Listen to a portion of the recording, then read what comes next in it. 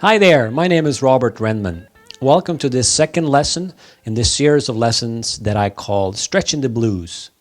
We're taking the minor pentatonic scale and adding a note to it to make it sound more fresh and interesting. So last week we added the major third. Now this week I'm going to play over an A blues. So we have the A minor pentatonic scale, box 1.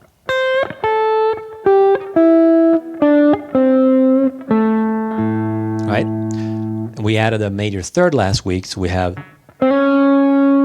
that note.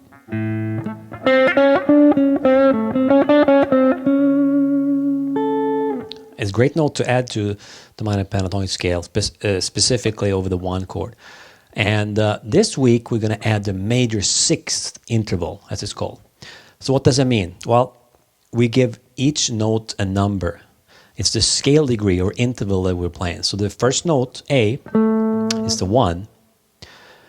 The minor third is this one, C. And the fourth is D. The fifth is E. And the minor 7th note is G. Now, between the minor 7th note and the 5th, we have the major 6th, and that note is located here. So it's a half step below the minor 7th. Minor 7th, major 6th. That note is F sharp.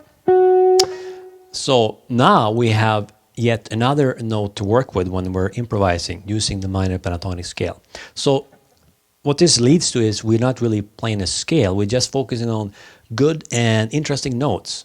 You can call it a hybrid scale if you like. It doesn't matter how you view it, but just go for that sound that you want. Like you get used to after a while hearing what that 6th sounds like.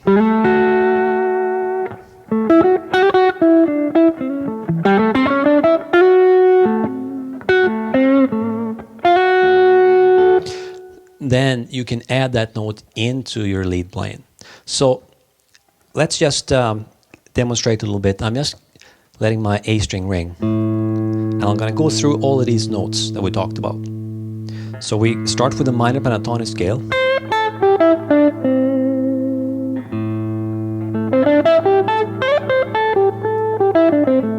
Right? Adding the major third.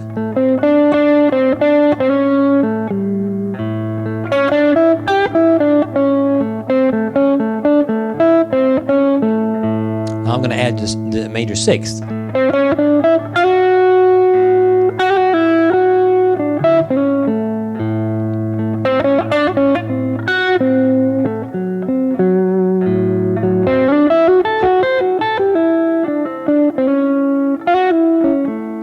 See? Cool.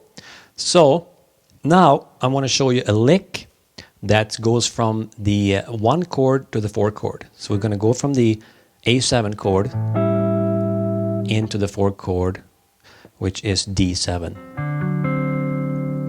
So the lick I showed you last week, I'm gonna play that first, and then I'm gonna add this new lick, which is based on using both the major third and the major 6th, leading in to the D7. All right, this is what that will sound like.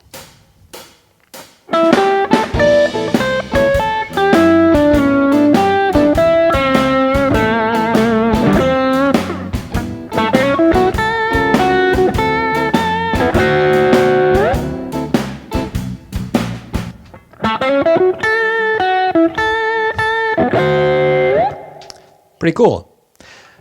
So let's go through the lick. I'm starting on the root note, on the D string on the 7th fret, and the lick starts on the 1 and. So 1, 2, 3, 4, 1.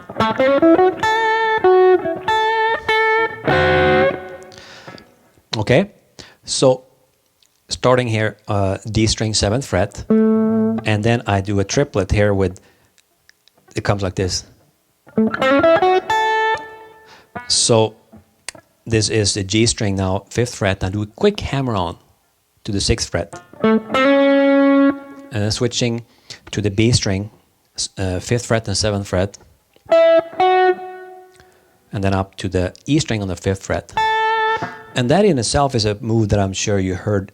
I think a lot of these legendary piano players often played that specific thing.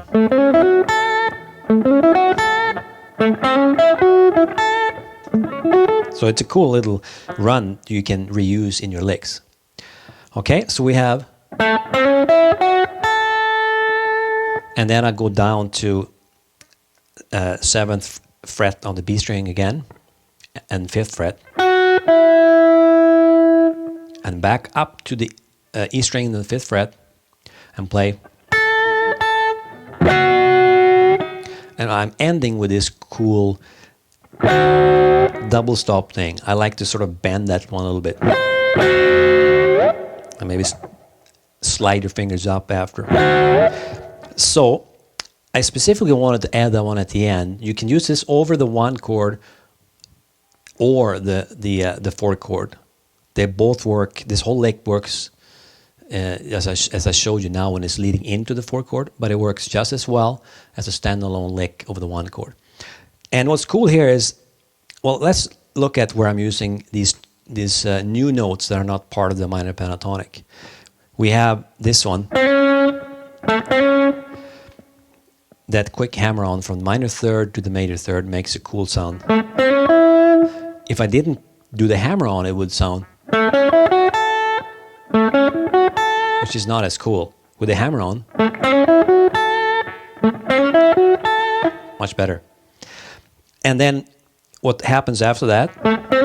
The 5th here, and here comes the 6th, the new note for today. Right there. And after that, 1, and then 6, 5, back up to the 1, and then ending it with the major 6 and the minor third together, which is a cool thing. What's particularly interesting in this case is I'm playing this when the band is playing D7.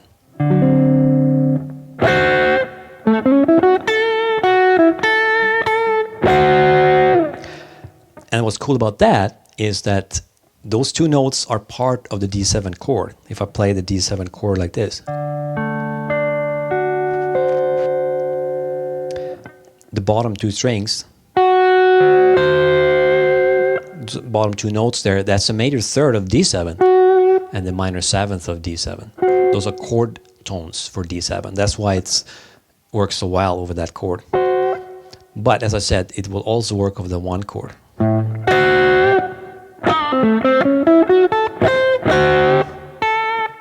So that's a cool little technique in itself to be able to use that double stop. It's actually called a tritone interval because there are 3 whole tones apart. You might have heard that term before, and it's a cool sound in itself. You can shake that and bend a little bit. I do a little rake with using my right hand palm on top of the strings and kind of dig into it hard like that. Sounds cool. So then we have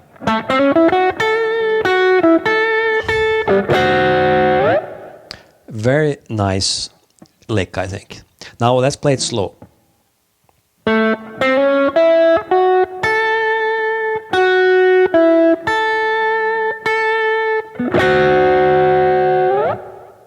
I use my index finger on top of the other strings to mute when I do the rake, so I don't get. All right, so let's do those 2 licks now together one more time and see what it sounds like. Here we go.